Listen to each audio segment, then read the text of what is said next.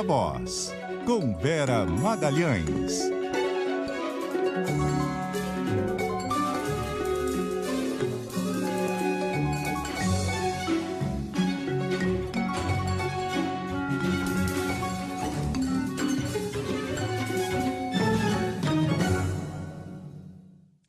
Oi, Vera, boa noite, tudo bom?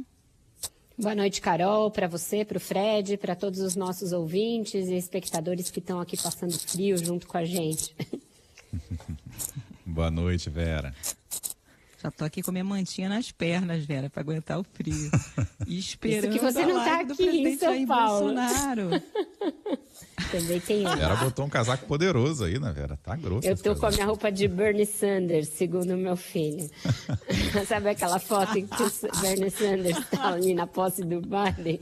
Ele fala que eu fico igualzinha com essa roupa. Que virou meme, né? Botaram essa foto do Bernie Sanders em tudo quanto é canto com esse casaquinho marrom. Exato. Muito bom.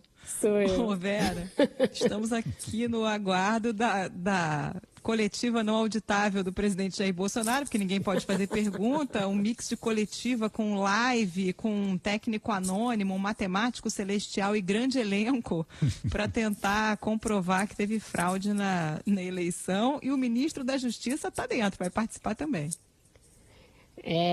Vai ser um all-in aí essa noite, né? Tudo isso e mais um pouco com a participação do ministro da Justiça, o que é lamentável, Carol. Começou o dia com o presidente e a SECOM propondo o credenciamento da imprensa para a live. Os jornalistas poderiam acompanhar em loco. Inicialmente iria ser inclusive no prédio do Ministério da Justiça. Foi transferida depois de volta para a Biblioteca do Alvorada, onde sempre acontece a live.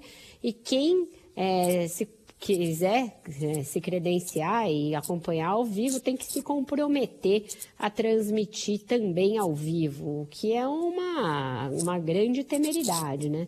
Emissoras de rádio e TV e canais de internet, de jornais, transmitirem uma live em que sabe-se lá o que o presidente vai dizer. Então, a maioria dos veículos não topou a barganha oferecida pela SECOM e deverá acompanhar a live, como todos nós vamos acompanhar, pelas redes do presidente e depois fazendo a devida checagem, cotejando o que ele disser com a realidade, os fatos. Acho que a Vera caiu. Ih, vamos tentar refazer o contato. Caiu mesmo. Tá ouvindo a gente? Conseguir.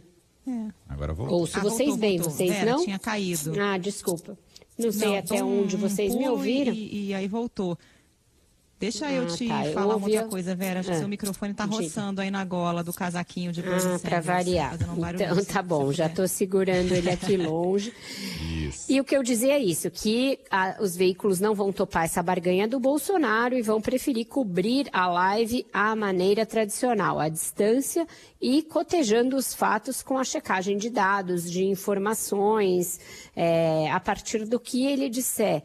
O que se espera é que ele vá apresentar as supostas fraudes ocorridas na eleição de 2014, segundo ele. Fraudes essas que tanto a Justiça Eleitoral quanto o candidato derrotado dizem que não aconteceram e que já foram alvo de uma auditoria no TSE pedida pelo próprio PSDB em 2014 e que nada encontrou.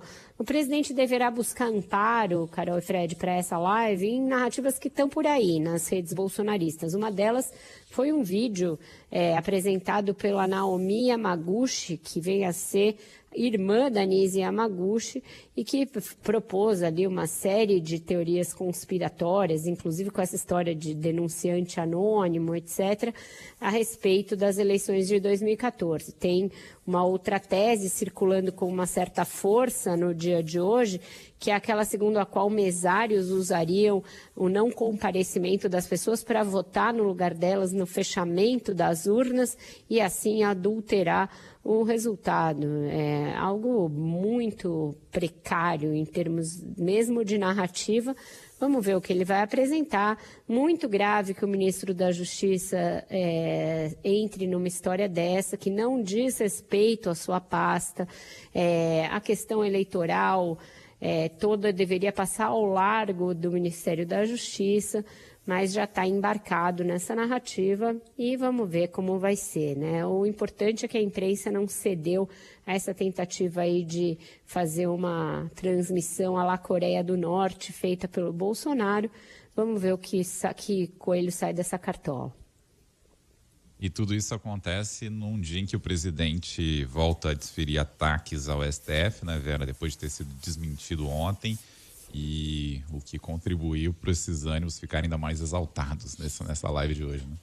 Pois é, Fred, ele já começou fazendo um esquenta de manhã lá no cercadinho do Alvorada, desferindo ataques bastante graves, porque acusou os ministros do Supremo de terem cometido um crime ao votar a decisão sobre como que os entes federativos devem se comportar no curso da pandemia, com atribuições, todas elas possíveis, tanto por parte do Executivo Federal quanto dos estados e dos municípios, e que no acórdão da decisão o Supremo diz lá que é o governo federal que tem a maior parte da responsabilidade. Então, o que o Bolsonaro ficou bastante irritado foi com a nota soltada ontem pelo Supremo, em que eles dizem que o presidente reitera uma mentira ao veicular. A gente conversou bastante aqui sobre isso, da falta, inclusive, de timing do STF, mas o fato é que o presidente não gostou e voltou à carga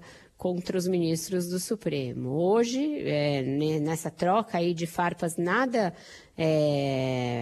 boa para a democracia, foi a vez também do ministro Barroso, numa inauguração da nova sede do Tribunal da Justiça Eleitoral do Acre, também criticar o presidente. Ele não fez críticas pessoais ao Bolsonaro, mas indiretamente criticando o presidente, dizendo que quem só aceita o resultado da eleição em caso de vitória é alguém que não respeita e não tem apreço pela democracia, que a democracia prevê a alternância de poder e que o atual sistema de votação eletrônica já se provou eficaz, já se provou seguro e que a eventual adoção do voto impresso, voto auditável, o que quer que seja, implicaria um custo enorme para a Justiça Eleitoral e aí sim uma maior possibilidade de fraude pelo transporte dessas urnas com esses votos depositados, pelo fato de envolver muitas pessoas na apuração, etc. Então o clima está mais... Será que ele vai entregar à Justiça Eleitoral essas provas? Ou será que não? Vai fazer só a live e vai deixar por isso mesmo? Mas tem que ter uma resposta institucional, né?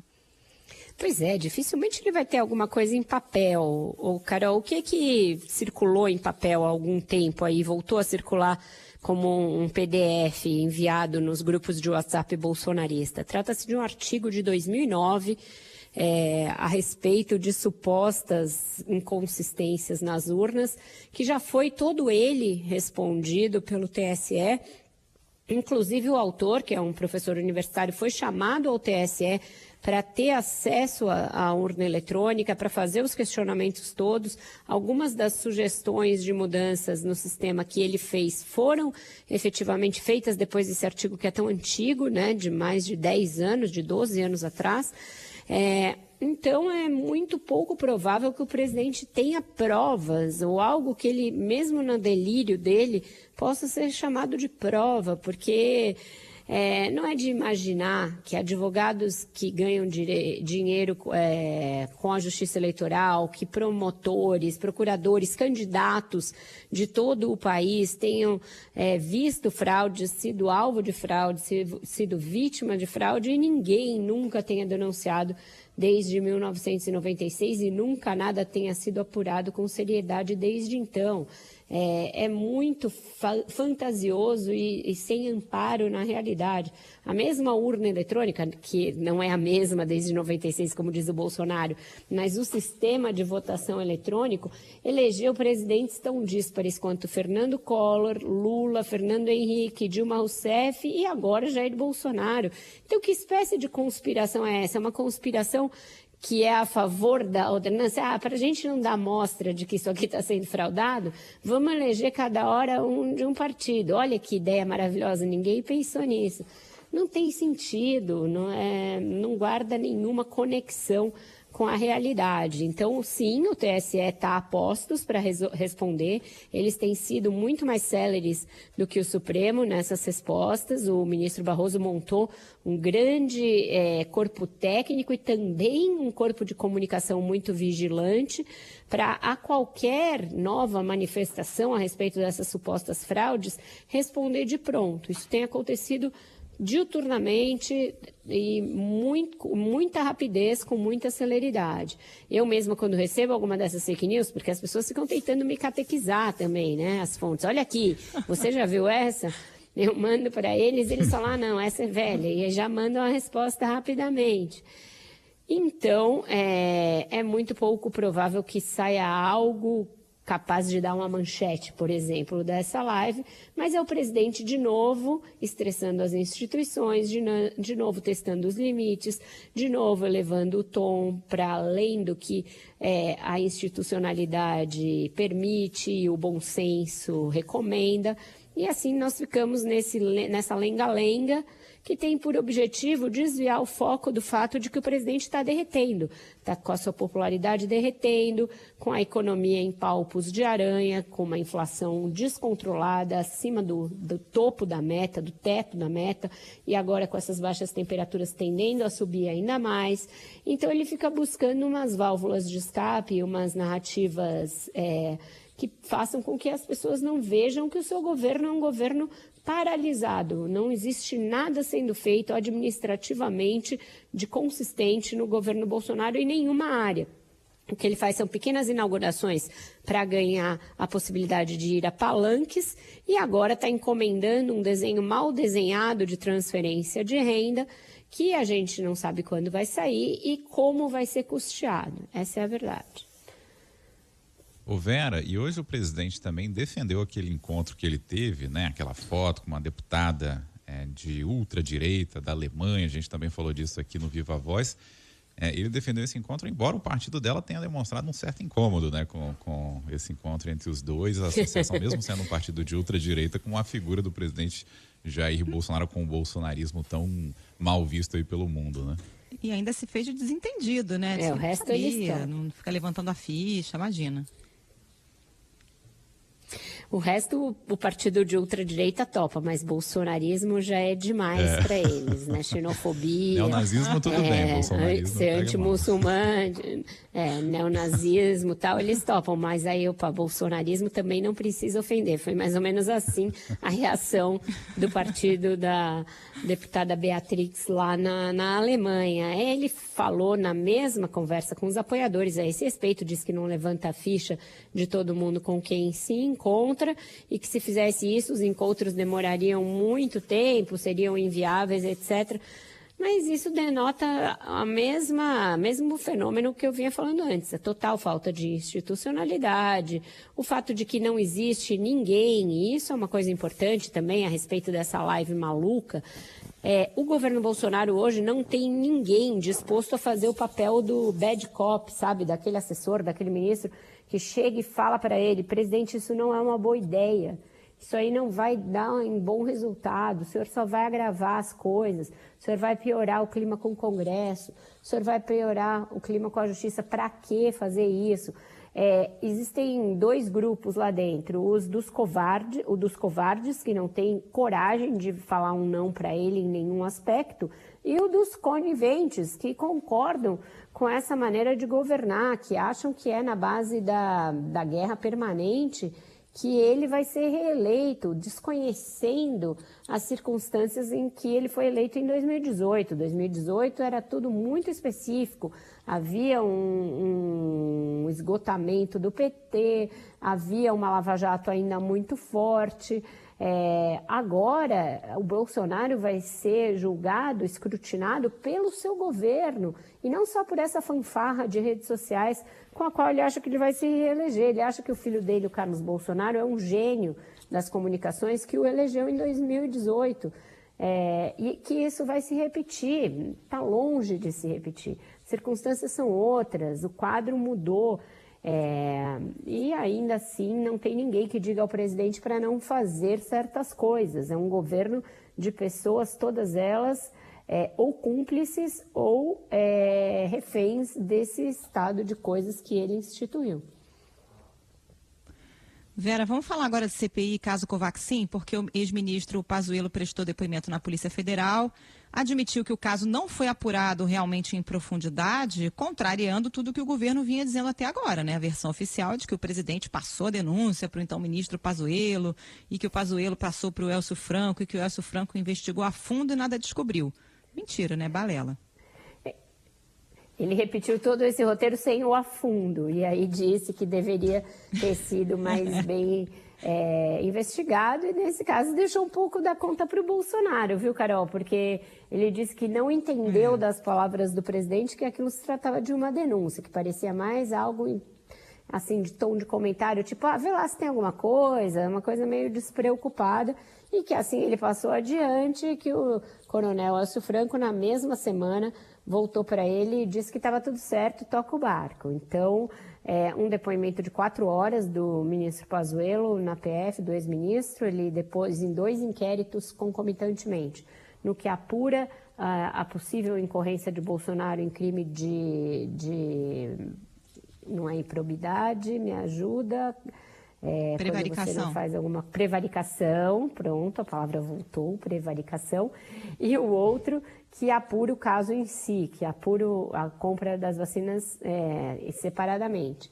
Para tentar dar um verniz de que o governo estava atento ao caso, o ministro da CGU, Wagner Rosário, deu uma entrevista agora há pouco. Parece até ser uma entrevista para tentar conter um eventual efeito deletério desse depoimento do Pazuello, porque o que ele procurou mostrar foi que os sistemas todos de controle do governo funcionaram no caso Covaxin.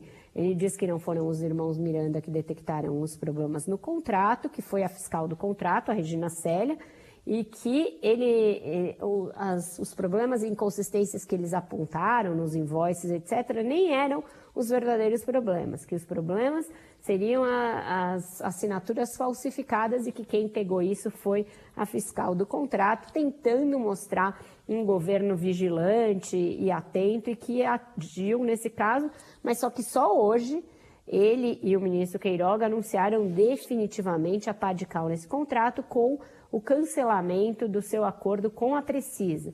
Então, não para de pé a explicação do ministro Wagner Rosário, onde ele estava em todo esse tempo transcorrido, desde lá de março até aqui. Onde a CGU estava? O que ela fez em relação a esse contrato? Porque ele, Wagner Rosário, não estava naquela primeira manifestação do Onyx Lorenzoni a esse respeito e não disse naquele momento as providências que tomou. Pelo contrário, naquela ocasião, Onyx e o coronel Élcio Franco se encheram de arrogância para defender o contrato, dizer que não havia nada de errado com ele. Então, é uma contradição ambulante a versão do governo para esse contrato e a CPI deverá fazer desse caso Covaxin um dos seus principais carros-chefes para o relatório final do senador Renan Calheiros. Bom, falando aí no relator Renan Calheiros, em CPI, a gente tem a história de que o dono da Precisa pode ser preso, né? A CPI está analisando uma prisão preventiva, ele viajou para a Índia, isso está causando essa discussão toda. E você conversou com o Omar Aziz também sobre a sessão da semana que vem. O que a gente vai ter na semana que vem na volta dos trabalhos, Vera?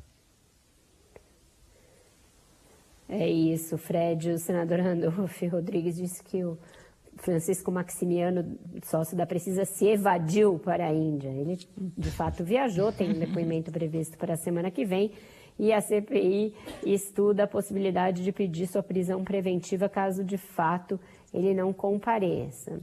Parece ali mais bravata do que qualquer outra coisa.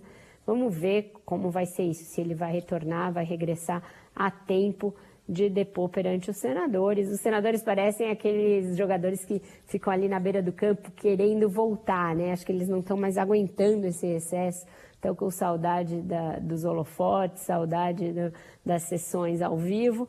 E eu conversei com o senador Omar Aziz, é isso, os próximos depoimentos se concentram no caso aí todo das vacinas com intermediários, a Covaxin principalmente, e também o outro caso da Davat. E eles consideram que 2 linhas já estão comprovadas.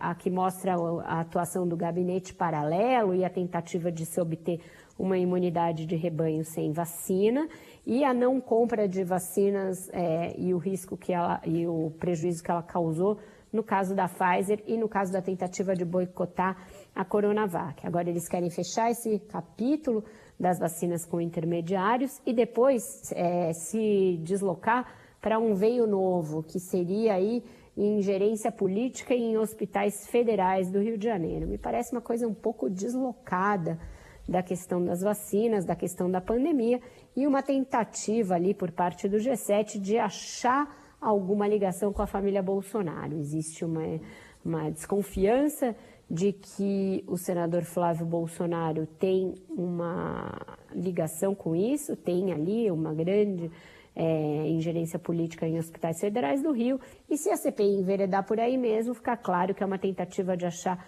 algum elo com a família Bolsonaro. Me parece que é um bom caminho para se perder esse daí, não tem nada a ver com vacina, não tem nada a ver com pandemia.